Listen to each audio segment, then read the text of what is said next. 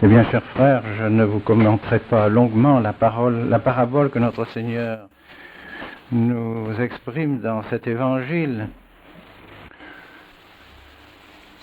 Elle s'applique à nous tous. Tous nous avons entendu la parole du Seigneur, tous nous avons entendu l'évangile, et combien de fois dans notre vie. Ce grain qui est tombé dans nos cœurs, dans nos consciences, dans nos esprits, a-t-il fait lever la plante? Et vraiment notre cœur s'est-il donné tout entier au bon Dieu? Nous pouvons nous le demander, il faut nous le demander. Mais il me semble qu'au moins pour la plupart d'entre nous, c'est peut-être ceux qui sont dans la troisième catégorie dont notre Seigneur parle, que nous devons peut-être nous trouver. Parmi ceux qui, préoccupés par tous les soucis des affaires, de la famille, de nos préoccupations, de nos travaux, alors la parole est tombée sur nos cœurs, mais bien vite elle a été oubliée. Elle ne porte pas de bons fruits, elle ne porte pas suffisamment de fruits. Pourquoi? Parce que au lieu de rester sous l'influence de la parole du bon Dieu, nous sommes trop préoccupés par les soucis de chaque jour. Alors nous devons faire un effort pour que nos cœurs soient vraiment bien disposés et que, au milieu de nos soucis, nous ne pouvons pas nous séparer de nos soucis, nous ne pouvons pas nous séparer de nos occupations professionnelles, de nos occupations quotidiennes. C'est une chose impossible. Le bon Dieu veut que nous vivions au milieu de ces soucis. Mais notre Seigneur ne veut pas que nous soyons tellement pris par ces soucis que nous l'oublions, que nous oublions la volonté du bon Dieu que nous devons réaliser à chaque instant. Car nous pouvons et nous devons faire un effort pour vivre au milieu de ces soucis, au milieu de ces occupations, avec la pensée de Dieu. Penser que ce que nous faisons est voulu de Dieu, nous réalisons la volonté du bon Dieu et par conséquent nous demeurons unis à lui. C'est d'ailleurs toujours le conseil que donne notre Seigneur. Dans la Sainte Écriture, il y a un terme qui est employé, le terme latin soliciti. Vous êtes toujours soucieux, trop préoccupé des choses de ce monde. C'est ce que reproche notre Seigneur à Marthe, lorsque Marthe vient le trouver et lui dire « Mais écoutez, moi je m'occupe de préparer la table, j'ai beaucoup de travail, est-ce que ma sœur Marie ne pourrait pas venir m'aider ?» Martha, Martha, solicita est erga plurima. Tu es soucieuse pour beaucoup de choses, tu te préoccupes de beaucoup de choses.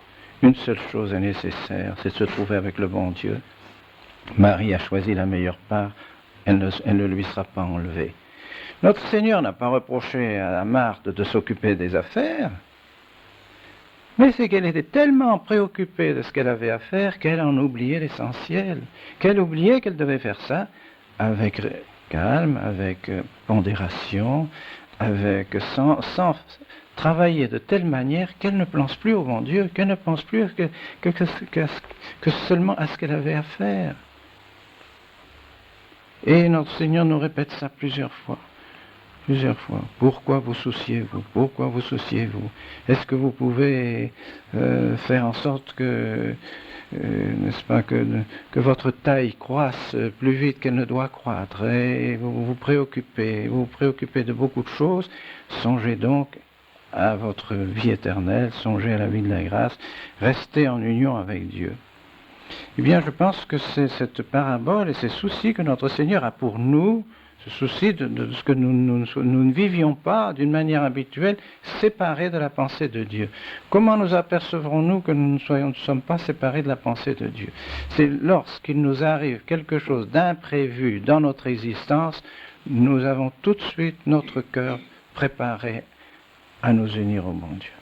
Une épreuve, un accident, une nouvelle qui nous fait de la peine. Quel est notre sentiment? Dans quelle attitude nous sommes? Est-ce que tout de suite la pensée va vers le bon Dieu? Ah mon Dieu, vous me donnez une épreuve, que votre saint nom soit béni. Vous me donnez des joies, que votre saint nom soit béni. Il faudrait que ce soit notre première attitude, notre premier sentiment, dès que quelque chose trouble un peu notre existence ou change un peu notre existence, ça est une preuve alors que notre cœur est à Dieu et qu'il suffit de rien pour qu'immédiatement la pensée de Dieu se lève dans notre cœur et dans notre esprit. Et pour cela, nous avons besoin de nos chapelles. C'est pas pour rien que des chapelles, des églises magnifiques ont été construites dans tous les villages depuis des siècles et des siècles, qu'elles sont là, témoins de la ferveur, témoins de la foi de nos ancêtres, n'est-ce pas? Ce n'est pas pour rien qu'ils ont construit ces chapelles. Précisément parce que nous avons besoin de retrouver notre Seigneur. De temps en temps, au moins au cours de la semaine, ou au moins une fois par semaine, comme le demande l'Église. La Sainte Messe, nous retrouver à côté du calvaire de notre Seigneur Jésus-Christ, qui a été l'acte essentiel de sa vie. Notre Seigneur est venu sur terre pour monter sur sa croix, pas pour autre chose, pour sauver nos âmes. Pour sauver nos âmes et chanter la gloire du bon Dieu. Car c'est une chose évidemment bien mystérieuse, nous la comprendrons seulement au ciel. La gloire que notre Seigneur Jésus-Christ a rendue à son Père et à la Trinité Sainte par son sacrifice de la croix. C'est une chose extraordinaire. Le Fils de Dieu a voulu prendre un corps comme le nôtre, une âme comme la nôtre, pour chanter la gloire du bon Dieu. Parce qu'il fallait que toute la création chante aussi la gloire du bon Dieu, pas seulement le Fils, le Saint-Esprit, le Père qui chante la gloire de Dieu, qu'ils sont parce qu'ils sont Dieu, il est Dieu, il est Dieu. La Trinité Sainte est Dieu et chante sa gloire, on ne peut pas faire autrement, parce qu'il n'y a rien de plus beau, de plus grand que le bon Dieu. Mais alors il fallait que la création tout entière chante aussi cette gloire du bon Dieu d'une manière la plus parfaite possible. Et comment a pu-t-elle être chantée d'une manière plus parfaite que par Dieu lui-même, qui a pris un corps, qui a pris une âme comme le nôtre? C'est pas possible. Et pour ça, il a voulu manifester son amour de Dieu d'abord à son Père par le sacrifice de la croix, et en même temps manifester son amour pour nous en nous rachetant par son sacrifice de la croix. C'est pourquoi nous avons besoin de nous retrouver au pied de sa croix avec la très sainte Vierge Marie toutes les semaines, au moins toutes les semaines, pour réfléchir à la grandeur de l'amour de Dieu pour nous. Il a donné tout son sang pour nous. Et nous avons peine à croire que notre Seigneur est là au milieu de nous, dans la Sainte Eucharistie, lorsque dans quelques instants, par la grâce du bon Dieu, par mes propres forces, j'aurai prononcé les paroles de la consécration, eh bien notre Seigneur sera présent, non pas encore une fois parce que c'est moi qui ai prononcé, si parce que je suis prêtre, et parce que prêtre, j'ai la grâce de l'ordre qui permet de prononcer ces paroles de la consécration et de faire en quelque sorte obéir le bon Dieu qui vient dans la Sainte Eucharistie. Mais cette Sainte Eucharistie, elle est là pour chanter la gloire de Dieu, pour racheter nos âmes de nos péchés et pour se donner à nous en nourriture.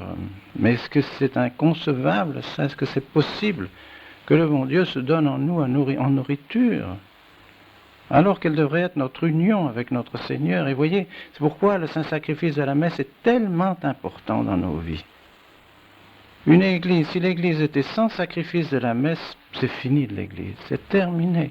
Si l'église n'a plus de prêtres, et par conséquent plus de prêtres pour offrir le saint sacrifice de la messe, il n'y a plus d'église, c'est fini. Nous sommes laissés à nous-mêmes, le bon Dieu n'est plus avec nous. Nous serions abandonnés, absolument abandonnés. Nous avons besoin de cela. Notre Seigneur est venu sur la terre pour faire son sacrifice de la croix et pour qu'il soit continué parmi nous. Il a voulu que ce sacrifice soit continué tous les jours parmi nous. Et n'oubliez pas, mes bien chers frères, vous qui êtes dans les liens du mariage, que le sacrifice de la messe représente la grâce du mariage. Que le sacrifice de la croix représente la grâce du mariage. C'est saint Paul qui le dit en toutes lettres, c'est pas moi qui le dis, c'est saint Paul qui le dit dans toutes lettres dans la Sainte Écriture. Il est grand, ce sacrement, dans la passion de notre Seigneur Jésus-Christ, en Jésus-Christ et en son Église. Parce que c'est au moment où son cœur a été percé par la lance et que sont sortis le sang et l'eau de son cœur, c'est à ce moment-là, je dirais qu'il a donné sa vie pour son épouse mystique qui est l'Église. Et que sont nés de cette union entre l'Église et notre Seigneur, tout le corps mystique de notre Seigneur, tous les fidèles, sont nés de ce sang et de cette eau qui ont coulé du cœur de notre Seigneur. C'est l'image de la grâce du sacrement de mariage. Alors vous voyez comme le sacrement de mariage est uni à la croix de notre Seigneur, et qu'en même temps, on peut mieux comprendre que le sacrement de mariage n'est pas seulement donné pour le plaisir, mais donné pour le sacrifice aussi. C'est une illusion que peuvent avoir des jeunes gens, que le mariage est une institution faite pour le plaisir de l'homme, qu'a fait le bon Dieu. Non, pour le sacrifice. Pour le sacrifice. Et lorsque vous qui avez été mariés depuis longtemps, vous le savez bien, il y a des épreuves dans le mariage, mais on ne peut pas comprendre le mariage, on ne peut pas le vivre chrétiennement si on ne comprend pas que la grâce du mariage est une grâce unie à la croix de notre Seigneur Jésus-Christ. C'est pourquoi les gens qui sont mariés ont besoin du sacrifice de la messe, parce que cette grâce du sacrifice les aide à réaliser vraiment le mariage tel que le bon Dieu l'a voulu, tel que le bon Dieu leur a donné la grâce au moment où ils ont su le sacrement de mariage. Tous les sacrements viennent de la croix, tous. Tous les sacrements trouvent leur origine dans la croix. L'Eucharistie, évidemment, l'Eucharistie, c'est la victime, donc l'Eucharistie. Et de l'Eucharistie sortent comme des rayons tous les sacrements. Le prêtre reçoit la grâce de son sacerdoce pour monter à l'autel, pour offrir le sacrifice de la croix, pas pour autre chose. C'est ça d'abord qu'il doit faire, c'est son premier rôle. Alors, oui, tout tourne autour de la croix, et le sacrement de mariage aussi. D'où la nécessité des chapelles, d'où la nécessité pour l'Église. L'Église demande aux chrétiens de venir toutes les semaines prier au pied de l'autel et recevoir notre Seigneur Jésus-Christ, afin de vivre en chrétien. Or, la vie du chrétien, c'est une vie de sacrifice. Vous ne pouvez pas être mes disciples, dit notre Seigneur, si vous ne portez votre croix et que vous ne les portez à ma suite. C'est le Seigneur qui l'a dit, ce n'est pas une invention, il n'a pas dit cela pour donner une image. C'est la réalité. Alors la vie du chrétien est belle, elle est magnifique. Un chrétien qui comprend vraiment que sa vie, c'est la croix, c'est sa croix unie à celle de notre Seigneur, c'est splendide. Parce que là, il n'y a plus rien qui peut nous éprouver. Rien qui est une véritable épreuve. Parce que les épreuves se transforment en des grâces particulières. Toutes les épreuves qu'on peut recevoir, les épreuves de santé, les épreuves de difficultés dans la famille, les épreuves avec les enfants, les épreuves avec... Toutes les épreuves qu'on peut avoir, les épreuves dans la profession, des épreuves de la pauvreté, les difficultés même de la richesse, de savoir user ses richesses, tout devient grâce. Parce qu'on a compris ce qu'est la vie chrétienne, que la vie chrétienne est un sacrifice. Et c'est cela pourquoi nous avons besoin du véritable sacrifice de la messe. Si on nous transforme notre sacrifice de la messe en un simple Eucharistie, un repas, une espèce de communion quelconque qui n'a plus le sens du sacrifice, ce n'est plus la messe catholique. Nous avons besoin de cette messe catholique qui a été faite, qui a été dite pendant tous les siècles, et sans elle, nous sommes incapables de vivre vraiment chrétiennement. Vous voyez, voilà ce que nous devons aimer ici dans cette chapelle. Et c'est pourquoi, malgré toute la peine que nous avons, car c'est une grande peine, c'est une douleur immense, de penser que nous sommes obligés de nous réunir dans des salles de ce genre pour garder notre sacrifice de la messe, tel que l'Église nous l'a toujours donné. C'est une peine immense, immense.